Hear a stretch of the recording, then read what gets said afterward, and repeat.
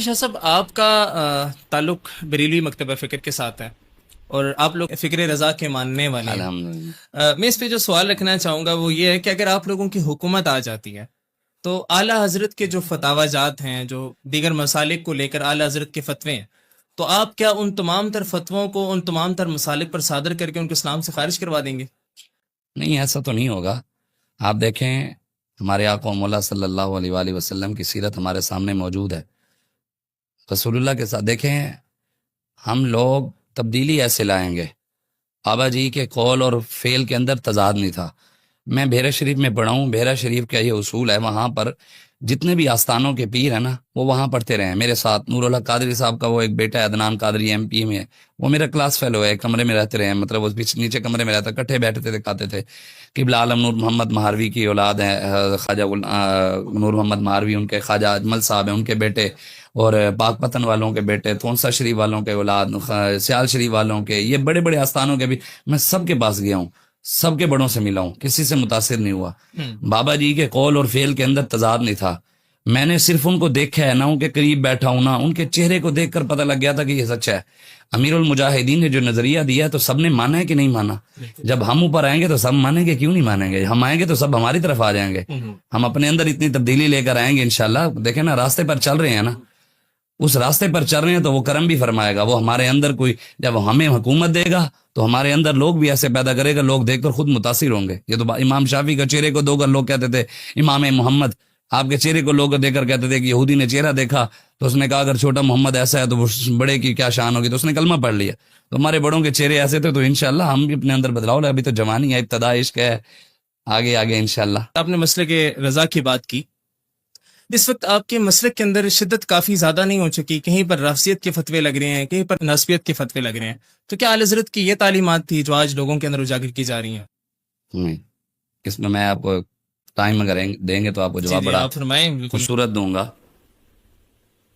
ساری زندگی لوگوں نے یہ کہا ہے کہ اعلیٰ حضرت نے کفر کے فتوے لگائے، کفر کے فتوے لگائے، کافر کہہ دیا، کافر کہہ دیا۔ یہ اعلیٰ حضرت نہیں ہے۔ آپ نے بابا جی کا کبھی سنا ہے کہ بابا جی نے کہا اعلیٰ حضرت نے یہ کر دیا، وہ کر دیا، اس کو کہہ دیا، یوں کر دیا؟ بابا جی نے اعلیٰ حضرت کو ایسا بیان کیا ہے کہ پوری دنیا مانی ہے، یار واقعی کوئی اعلیٰ حضرت ہے۔ بات یہ ہے کہ ہم کتاب کا رخ اور دکھاتے ہیں۔ آپ جیسے امام اعظم، امام شافعی، امام مالک، امام احمد بن حنبل، ان کے درمیان جو اختلاف تھا، لوگ یہ سمجھتے ہیں جیسے آج فرقوں میں اختلاف ہے، شاید ان کا بھی یہ اختلاف نہ، ان کا اختلاف مسائل میں تھا، رسول اللہ کی ذات کے اوپر ان کا اختلاف نہیں تھا۔ ہمارا کسی سے بھی کوئی اختلاف ہے تو وہ رسول اللہ کی ذات کے بارے میں ہے، کہ حضور کے بارے میں کوئی بات کرے، وہ ہمارا ہر کسی سے ہے، تو ایسی کوئی بات نہیں ہے۔ باقی رہا رافضیت، خارجیت، تو میرا ایک سوال ہے ویسے اہل سنت سے اور ہمارے بریلوی حضرات سے، میرا ایک سب سے سوال ہے، باقیوں سے بھی سوال ہے، کہ جو صحابہ کے گستاخوں کے ساتھ بیٹھے کیا کہتے ہیں کون ہے؟ رافضی، اس کے ساتھ نہ بیٹھو، یہ سنیت سے۔ خارج، جو اہل بیت کے گستاخوں کے ساتھ بیٹھے، یہ کون ہے؟ ناسمی ہے، ہاں، ناسبی ہے، خارجی ہے، یہی کہتے ہیں ناسبی ہے، ایسے ہی ہے، تو یہ سنیت سے خارج۔ ہم نے مان لیا آپ کی بات۔ جو رسول صحابہ و اہل بیت کے گستاخوں کے ساتھ تعلق رکھے، ان کے ساتھ بیٹھے، وہ رافضی ہے، وہ خارجی ہے، ناسبی ہے، اہل سنت سے خارج ہے۔ صحابہ کی عزت پہلے ہے یا رسول اللہ کی عزت پہلے ہے؟ آقا علیہ الصلوۃ والسلام کے۔ تو صحابہ و اہل بیت کے گستاخوں کے ساتھ بیٹھنے والا اگر سنیت سے خارج ہے تو رسول اللہ کے گستاخوں کے ساتھ بیٹھنے والا کون ہے؟ آپ اوپر سے لے کر نیچے تک دیکھیں کون کون بیٹھا ہے، کہاں کہاں بیٹھا ہے۔ سوال یہ ہے، بات یہ ہے کہ وہاں اہل سنت سے خارج ہیں، یہاں اہل سنت سے کوئی خارج نہیں ہے۔ رسول اللہ کی ذات تو صحابہ سے پہلے ہے، صحابہ کی عزت بعد میں ہے، حضور کی عزت پہلے ہے۔ اب اگر کوئی گورنر حضور کے قانون کو بارے میں بات کرے اور کوئی عالم، کوئی سنی کہلوانے والا ان کے ساتھ جا کر بیٹھے، ان سے چندہ لے، ان سے کچھ بھی لے، پیسے لے، ان سے گرانٹ لے، ان سے محبت کرے، جو کرے، یہاں صحابہ کے گستاخ سے بیٹھنے والا سنی نہیں تو شیطان تاثیر کے ساتھ کھڑے ہونے والوں کے ساتھ بیٹھنے والا کون ہے؟ فرانس کے سفیر کو گلے لگانے، فرانس کے صدر کو گلے لگانے والا وزیر اعظم، جو اس کے ساتھ بیٹھے سارے علماء اور اہل سنت کے بڑے بڑے نون لیگ کے ساتھ، تو وہ کون ہے؟ اور امریکہ کے اندر الیکشن ہوا، ایک قادیانی الیکشن لڑا، پاکستان کے جو اس وقت جیل میں ہیں، تو انہوں نے کہا کہ پاکستان کے امریکہ میں جتنے بھی مسلمان رہتے ہیں سارے اس سپورٹ کرو، اس کو ووٹ دو.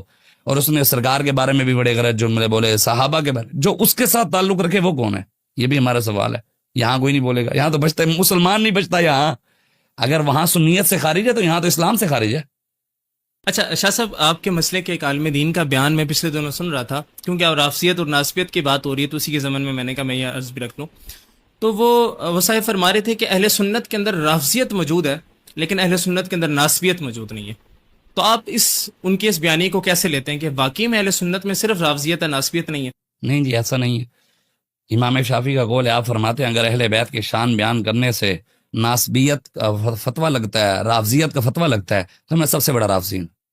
اگر صحابہ کی شان بیان کرنے سے کیا کہتے ہیں اس کو مجھ پر ناسبیت کا فتویٰ لگتا ہے، رافضیت کا، تو میں سب سے بڑا ناسبی ہوں. آپ پر بھی رافضیت کا فتویٰ لگایا گیا. تو پھر ہم اہل بیت کی محبت کرنے والے ہیں. ہم صدیق اکبر سے لے کے امیر المجاہدین تک جس نے بھی، وہ حضرت امیر معاویہ ہوں، وہ حضرت ابو سفیان ہوں، وہ جو ہوں جنہوں نے سرکار کے اوپر جان نچھاور کی ہے، جنہوں نے، ہم ان کے پاؤں کی خاک برابر بھی نہیں.